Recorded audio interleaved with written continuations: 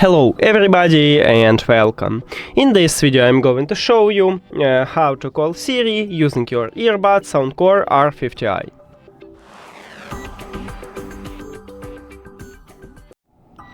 And by default, to call a Siri, you need to press 2 times at your left earbud.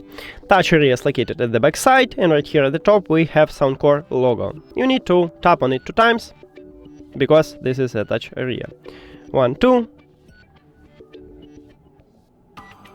And as you can see, Siri is awake, so it worked.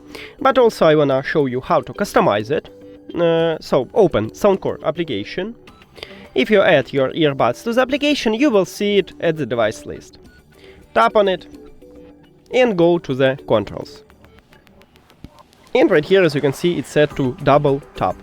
And you can add it to another gesture. Let's say you wanna add it for the right earbud for the single press. You just click on it and then select Siri. And now let's check it. I press 1 time at my right earbud. And it also worked. And that's it.